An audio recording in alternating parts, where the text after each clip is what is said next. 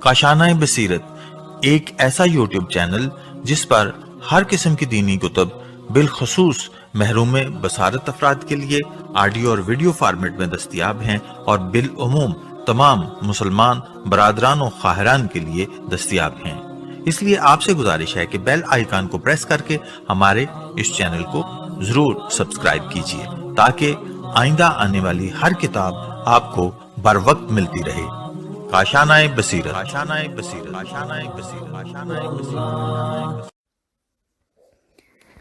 اعوذ باللہ من الشیطان الرجیم، بسم اللہ الرحمن الرحیم۔ کاشانۂ بصیرت یوٹیوب چینل کے بابصیرت سامعین، سلام علیکم۔ میں پارٹ 14 کے ساتھ حاضر ہوں اور ہمارا مطالعہ کتاب محافل و مجالس کا کے حصہ دوم کا جاری ہے اور ہم صفحہ نمبر 137 تک پہنچ چکے ہیں، اور یہاں پر ہم امام علی رضا علیہ السلام کے بارے میں معلومات حاصل کریں گے۔ تو اس صفحے کے اوپر ان کے جو معلومات درج ہیں وہ آپ کے گوش گزار کرتی ہوں کہ اسم مبارک علی، لقب رضا، ضامن کنیت ابو الحسن، والد ماجد امام موسیٰ کاظم علیہ السلام اور والدہ ماجدہ نجمہ، ولادت 11 ذی-القعدہ 153 ہجری، جمعہ مدینہ منورہ، اور شہادت 23 ذی-القعدہ 203 ہجری توس، عمر مبارک 50 سال، اور زوجہ جناب سبیکہ، اور اولاد امام محمد تقی، قبر مطہر، مشہد مقدس۔ صفحہ نمبر ہے یہ 138، اور یہاں پر 10ویں محفل کا آغاز ہوتا ہے، اور موضوع ہے داستان عظمت امام علی رضا علیہ السلام۔ بسم اللہ الرحمن الرحیم، الحمدللہ رب العالمین، والصلاة والسلام علی اشرف الانبیاء والمرسلین، خاتم النبیین، سیدنا و مولانا ابی القاسم محمد وآلہ الطیبین الطاہرین، ولعنت اللہ علی قوم اعدائہم اجمعین۔ اما بعد فقد قال اللہ الحکیم فی کتاب الکریم، بسم اللہ الرحمن الرحیم، انا علینا الہدی وان لنا الآخرۃ والأولی۔ مالک کائنات کا ارشاد ہے، بے شک ہدایت کی ذمہ داری ہمارے اوپر ہے اور دنیا اور آخرت کا اختیار ہمارے ہاتھوں میں ہے۔ آیت کریمہ میں مالک کائنات نے صاف صاف واضح کر دیا ہے کہ دنیا میں کسی انسان کو ہدایت کے انتظام کرنے کا حق نہیں ہے۔ یہ کام ہمارا ہے اور ہم ہی کو انجام دینا ہے، اور ہم نے ہر دور میں انجام دیا ہے۔ آدم سے لے کر آج تک کوئی دور ایسا نہیں گزرا جب ہم نے ہدایت کا انتظام نہ کیا ہو، ایک نہ ایک ہادی اور رہنما نہ معین کیا ہو۔ حیرت کی بات ہے کہ ہمارے اتنے مسلسل انتظام کے باوجود اور 1,24,000 تجربات کے بعد بھی ملت اسلامیہ نے ہمارے اوپر اعتماد نہ کیا، تو اب اس کا رسول اور امام پر کیا اعتماد ہوگا؟ وہ قرآن اور کعبہ پر کیا ایمان لائے گی؟ یاد رکھو، جس نے ہمارے مقابلے میں اپنی ہدایت کا انتظام کیا وہ نہ ہمارا رہا نہ ہمارے رسول صلی اللہ علیہ وآلہ وسلم کا، نہ کعبہ کا رہا نہ قرآن کا، نہ اس کے کلمے کی کوئی قیمت ہے نہ شہادت کی۔ ہماری نظر میں مسلمان وہی ہے جو ہمارے حکم کے سامنے سر تسلیم خم کر دے، اور ہم جسے رہنما بنائیں اس کے سامنے سر تسلیم خم کرتا جائے۔ صفحہ نمبر ہے 139۔ ہم اپنی وحدانیت کا اعلان کریں تو لا الہ الا اللہ کہے، ہم اپنے رسول کو ہادی اور رہنما بنائیں تو محمد رسول اللہ کہے، اور ہم میدان غدیر میں علی علیہ السلام کی ولایت کا اعلان کرائیں تو علی ولی اللہ کہے۔ صلوات اللہم صلی علی محمد وعلی محمد وعجل فرجہم۔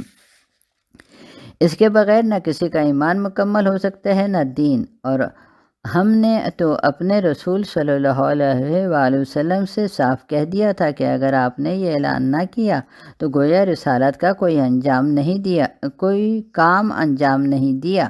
تو جب اس مسئلے میں اپنے حبیب کو معاف نہیں کر سکتا تو کسی امتی کو کیسے معاف کیا جا سکتا ہے؟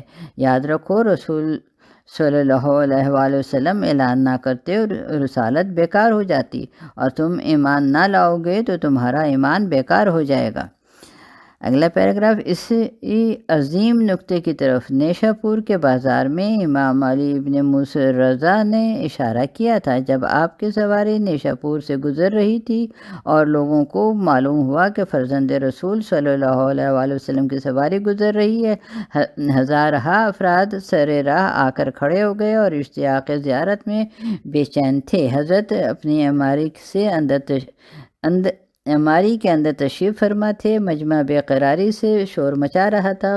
فرزند رسول صلی اللہ علیہ وآلہ وسلم، عماری کا پردہ اٹھائیے، ہمیں اپنے جمال مبارک کی زیارت کرائیے۔ زمانہ گزر گیا کہ ہم نے جمال رسالت کی زیارت نہیں کی۔ ایک مرتبہ عماری کا پردہ اٹھا، امام علیہ السلام نے روئے مبارک باہر نکالا، مجمع نے زیارت کی، کمال بے قراری سے شور گریہ بلند ہوا۔ 24,000 قلمدان لکھنے کے لیے اکٹھے کیے ہوئے فرزند رسول صلی اللہ علیہ وآلہ وسلم، کوئی حدیث بیان فرمائیے، اپنے جد کا کوئی پیغام سنائیے۔ جمال رسالت تو دیکھ چکے، اب لہجہ رسالت کا اشتیاق ہے۔ فرزند رسول صلی اللہ علیہ وآلہ وسلم نے بیان کا آغاز کیا۔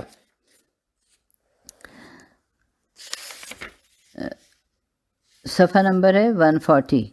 مجھے میرے پدر بزرگوار موسیٰ بن جعفر علیہ السلام نے، اور ان سے ان کے پدر بزرگوار جعفر بن محمد نے، اور ان سے ان کے پدر بزرگوار محمد بن علی علیہ السلام نے، ان سے ان کے پدر بزرگوار علی بن الحسین علیہ السلام نے، اور ان سے ان کے پدر بزرگوار حسین بن علی علیہ السلام نے، ان سے ان کے برادر نامدار حسن مشتبہ علیہ السلام نے، اور ان سے ان کے پدر بزرگوار علی ابن ابی طالب علیہ السلام نے، اور ان سے ان کے ابن محمد مصطفیٰ صلی اللہ علیہ وآلہ وسلم نے، اور ان سے ان کے امین وحی جبرائیل نے بیان کیا ہے کہ پروردگار عالم نے قلم قدرت سے لوح حکمت پر یہ لکھ دیا ہے کہ کلمہ لا الہ الا اللہ میرا قلعہ ہے، جو اس قلعے میں داخل ہو گیا وہ میرے عذاب سے محفوظ ہو گیا۔ حدیث بیان ہوئی، محمل کا پردہ گرا اور راویوں نے لکھا، علماء نے محفوظ کیا، سواری آگے بڑھی، ایک مرتبہ پردہ محمل پھر اٹھا، آواز آئی، ولیکن بشرطہا و شروطہا، یعنی لیکن یاد رکھو کہ اس عذاب سے محفوظ رہنے کے لیے شرائط بھی ہیں، وَأَنَا مِن شَرُوطِهَا، اور اس کی شرطوں میں سے ایک میں بھی ہوں۔ یہ کہہ کر محمل کا پردہ گرا دیا اور سواری آگے بڑھ گئی۔ محدثین نے کلام بلاغت نظام کو محفوظ کیا اور امام علیہ السلام نے بنیاد مذہب کو واضح کر دیا۔ اسلام میں کلمہ توحید بھی بیکار ہے اگر شرائط توحید پوری نہ ہوں اور امامت کا اقرار نہ کیا جائے۔ وہ خدا نہیں ہے جو اپنے بندوں کی ہدایت کا انتظام نہ کرے، اور وہ بندہ نہیں ہے جو خدائی انتظام پر ایمان نہ لائے۔ صلوات اللہم صلی علی محمد وآل محمد وعجل فرجہم اجمعین۔ واقعہ مشہور و معروف ہے اور تمام تاریخوں نے نقل کیا ہے، لیکن میری سمجھ میں نہیں آتا کہ مجمع کو اس قدر زیارت کا اشتیاق کیوں تھا۔ مامون جیسا بادشاہ موجود ہے، ہارون جیسا بادشاہ کل گزر چکا ہے، امین جیسا سلطان نگاہوں کے سامنے آ چکا ہے، پھر یہ اشتیاق زیارت کیوں ہے؟ کیا ان زیارتوں سے قوم کی تسکین نہیں ہوئی جو آج ایک چہرہ کی زیارت کا اشتیاق ہے؟ اور اس ایک چہرے کی زیارت سے کیا مل جائے گا؟ سلاطین کو دیکھیں گے تو انعام ملے گا، ایک بوریا نشین کو دیکھا یا نہ دیکھا کیا فرق پڑتا ہے؟ یہ صفحہ نمبر ہے 141۔ لیکن مجمع کا اشتیاق بتا رہا ہے کہ سلاطین کو دیکھتے دیکھتے قوم عاجز آ چکی ہے، اور اب دل میں یہ تمنا ہے کہ کبھی تو اس کا جمال مبارک بھی دیکھ لیں، جس کا صبح و شام کلمہ پڑھتے ہیں اور ہر اذان و نماز میں نام لیتے ہیں۔ قوم کو معلوم ہے کہ جمال رسالت کی زیارت سلاطین کے چہروں سے نہیں ہو سکتی، یہ شرف امامت ہی کے وسیلے سے مل سکتے۔ کاش دنیا نے یہی اندازہ کر لیا ہوتا کہ رسالت امامت سے ملتی ہے، ریاست سے نہیں۔ صلوات اللہم صلی علی محمد وعلی محمد وعجل فرجہم۔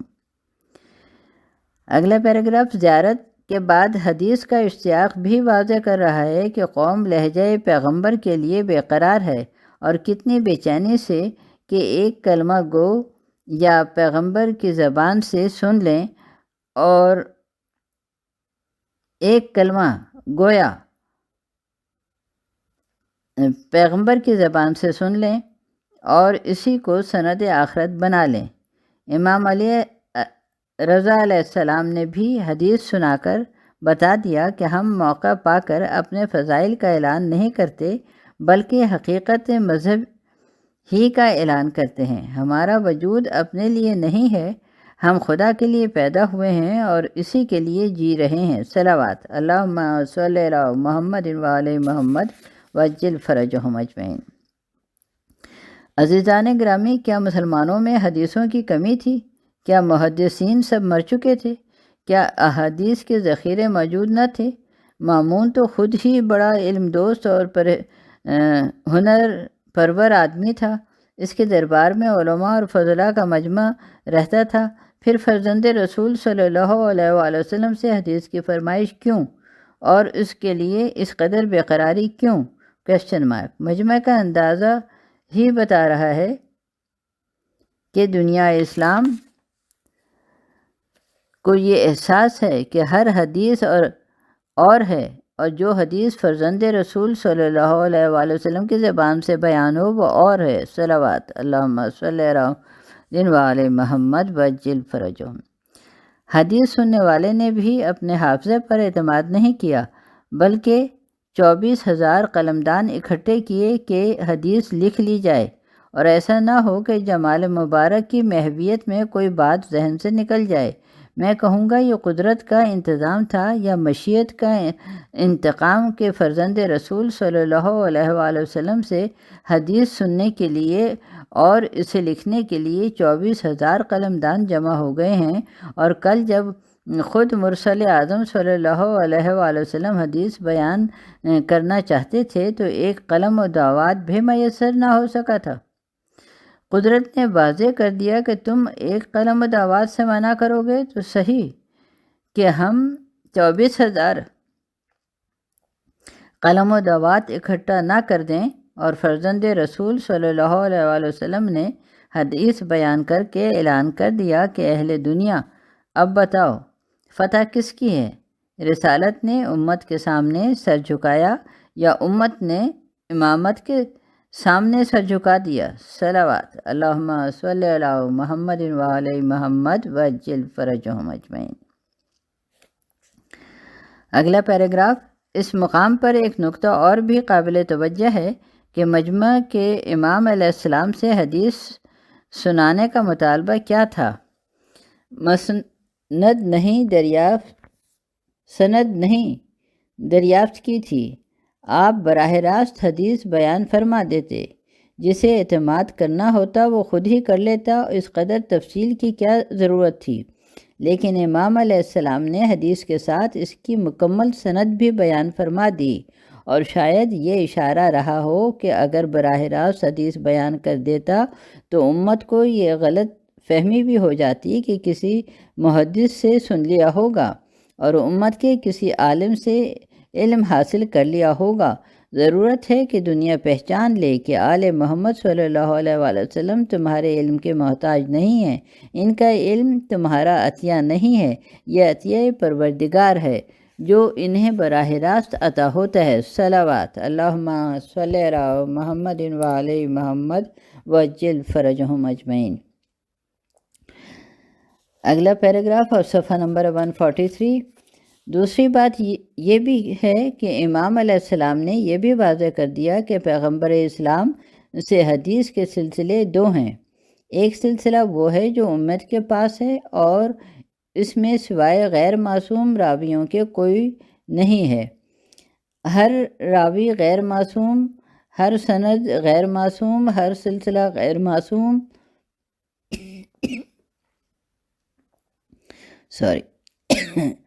اور ایک سلسلہ ہمارے پاس ہے جس میں ہر فرد معصوم ہے، ہر کڑی معصوم ہے۔ امامت ہے تو وہ بھی معصوم،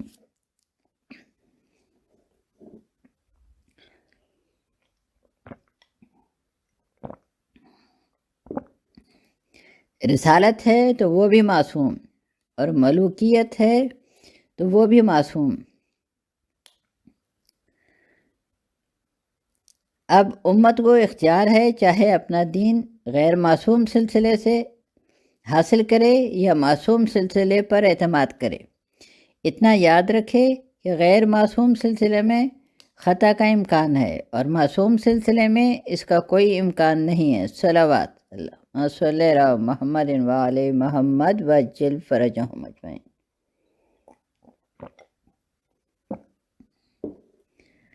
اگلا پیراگراف، اللہ بلاغت۔ امامت ایک منزل پر سارے مسائل اسلام حل کر دیے اور ایک لمحہ میں امت کی ہدایت کا مکمل انتظام کر دیا، اور ساتھ ہی ساتھ اس نظام ہدایت کی طرف بھی اشارہ کر دیا جو پروردگار کا قائم کیا ہوا تھا۔ امت ہوشیار ہو جائے کہ میں نے لوح و قلم سے لے کر اپنی ذات تک اتنے نام اسی لیے گنوائے ہیں کہ دنیا سمجھ لے کہ پروردگار نے جو ہدایت کا انتظام کیا ہے اس میں سرکار دو عالم صلی اللہ علیہ وآلہ وسلم سے اب تک کتنے ہادی اور رہنما گزر چکے ہیں، اور قدرت نے کس دور میں کسے رہنما بنایا ہے۔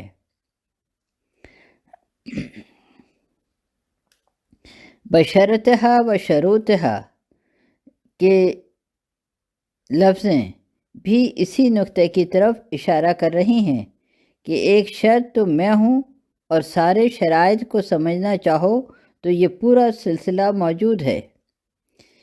اس سلسلے کو چھوڑ دیا تو کلمہ لا الہ الا اللہ بھی بیکار ہو جائے گا اور اقرار توحید بھی کسی کام نہ آئے گا۔ صلوات اللہم صلی علی محمد و علی محمد وجل فرجہم اجمعین۔ اگلا پیراگراف، ارباب کرم۔ مجمع کے بے پناہ اشتیاق سے ایک بات اور بھی واضح ہو گئی کہ پروردگار نے ہر علی علیہ السلام کو ایسا ترجمان رسالت بنایا ہے کہ جب علی علیہ السلام مجمع میں آ جاتا ہے تو قوم کا عالم ہی کچھ اور ہو جاتا ہے اور ذہنوں کے اضطراب کی کیفیت ہی کچھ اور ہو جاتی ہے۔ آپ پوری تاریخ پڑھ ڈالیں، ہر منزل پر آپ کو یہی انداز نظر آئے گا۔ علی بن ابی طالب ہوں گے تو وہاں بھی وہی عالم ہوگا۔ نماز تمام ہوتے ہی انس پکار اٹھیں گے، یا علی علیہ السلام آپ نے رسول اللہ صلی اللہ علیہ وسلم کی نماز یاد دلا دی۔ اور علی ابن الحسین ہوں گے تو وہاں بھی وہی عالم ہوگا۔ یزید کا پورا دربار آواز دے گا، امیر اجازت دے دے، ہم نے مدت سے بنی ہاشم کا لہجہ نہیں سنا۔ اور علی علیہ السلام ابن موسیٰ رضا ہوں گے تو یہاں بھی یہی عالم ہوگا کہ 24,000 قلمدان ایک حدیث لکھنے کے لیے جمع ہو جائیں گے۔ تو اب کہنا پڑے گا کہ قدرت نے نام ہی چن کر رکھا ہے، اور جسے علی بنا دیا ہے اسے ہر حال میں علی ہی رکھا ہے۔ اپنوں میں رہا تو علی، غیروں میں رہا تو علی، اور رسول صلی اللہ علیہ وآلہ وسلم کے ہاتھوں پر آیا تو علی علیہ السلام۔ صلوات اللہم صلی علی محمد و علی محمد وجل فرجہم اجمعین۔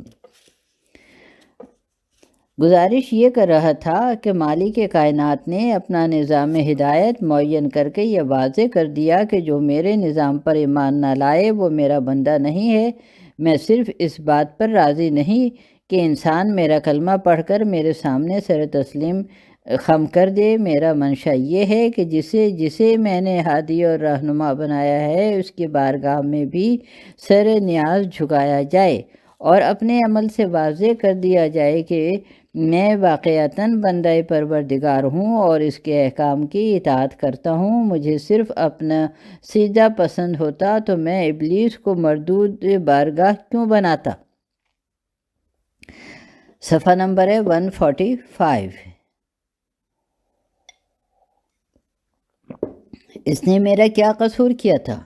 میرا سجدہ تو کر ہی رہا تھا، مجھے تو خدا مان ہی رہا تھا، میرے سامنے تو سر تسلیم خم ہی کیے ہوئے تھا، مجھ سے آخر تک خالق مالک کہہ کر گفتگو کی تھی۔ میں نے اسے اسی لیے مردود بارگاہ بنا دیا کہ اس نے مجھے مانا، میرے ہادی کو نہیں مانا، میرے اوپر ایمان لایا، میرے رہنما پر ایمان نہیں لایا۔ میں کسی ایسے انسان کو انسان ماننے کے لیے تیار نہیں جو مجھ پر ایمان لائے اور میرے ہادی پر ایمان نہ لائے۔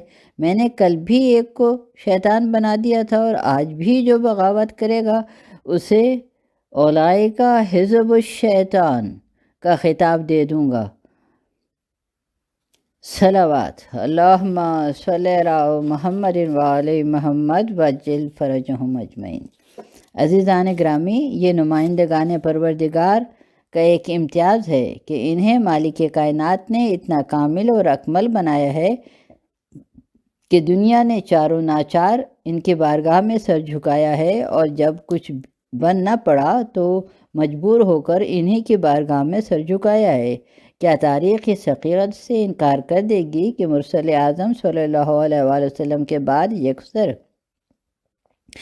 نظر انداز ہو جانے والے علی علیہ السلام کی بارگاہ میں 25 سال کے بعد مسلمان آئے اور یہ گزارش کرنے آئے کہ علی علیہ السلام بیعت لے لیجئے، اب ہمارے پاس کوئی قائد یا رہنما نہیں ہے، مشکلیں بہت ہیں، مشکل کشا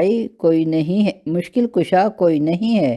مولا کائنات نے بیعت تو لے لی، لیکن ایک سوال رہتی دنیا تک کے لیے چھوڑ دیا، تم اتنا تو بتا دو کہ کل مجھ میں کیا عیب تھا جو آج نہیں رہ گیا، یا کل مجھے کیا کمی تھی جو آج پوری ہو گئی،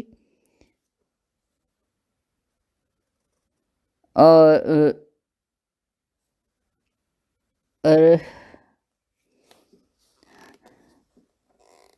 کل تم نے میری بیعت نہیں کی تھی،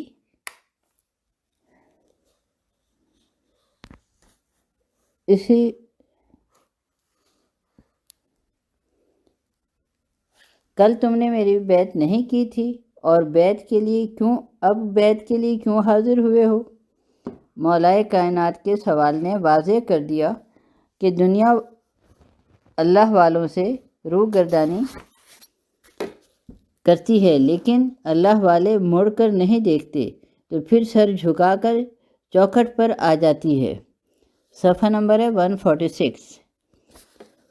یہی منظر مولا کائنات کی زندگی میں دیکھا اور یہی منظر امام علی رضا علیہ السلام کے زندگی میں دیکھا۔ اسی لیے تو کہنا پڑا کہ جب مرضی خدا کے سامنے بندے سر جھکا دیتے ہیں تو شان امامت اور نمایاں ہو جاتی ہے۔ پہلے علی علیہ السلام کے سامنے سر جھکایا تو اسے علی مرتضیٰ کہا گیا، اور تیسرے علی کے سامنے سر جھکایا تو اسے علی رضا کہا گیا۔ صلوات اللہم صلی علی محمد وعلی محمد وعجل فرجہم اجمعین۔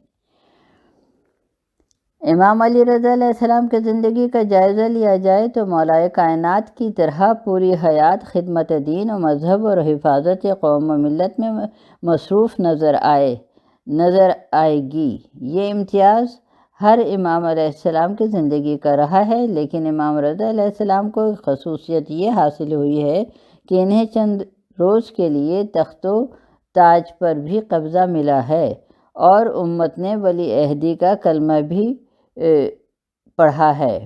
ولی عہدی کی داستان پر بحث کرنے کا یہ وقت نہیں ہے، صرف اتنا عرض کرنا ہے کہ گھر میں رہے تو علی کی زندگی، اور تخت حکومت کے قریب پہنچ گئے تو علی علیہ السلام کی زندگی نہ کل سادگی میں فرق آیا تھا، نہ آج سادگی میں فرق آیا۔ کتنی پاکیزہ زندگی کہ ذی قعد 1953 کو 53 ہجری کو مدینہ کی سرزمین پر قدم رکھا تو پہلا کام یہ کیا کہ دونوں کوہنیاں ٹیک کر سر سجدہ معبود میں رکھ دیا اور آواز دی کہ اہل دنیا پہچان لو، اللہ والوں کا مقصد حیات بندگی پروردگار ہوتا ہے، اور وہ زندہ بھی رہتے ہیں تو صرف عبادت پروردگار کے لیے، اور میرا آغاز عبادت پروردگار سے ہے اور میرا انجام عبادت پروردگار پر ہوگا۔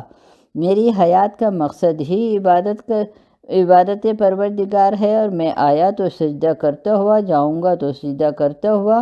کیا تم نے پہلے علی علیہ السلام کی زندگی نہیں دیکھی کہ خاک کعبہ پر قدم رکھا تو سجدہ، اور مسجد کوفہ میں مصلی پر آئے تو سجدہ؟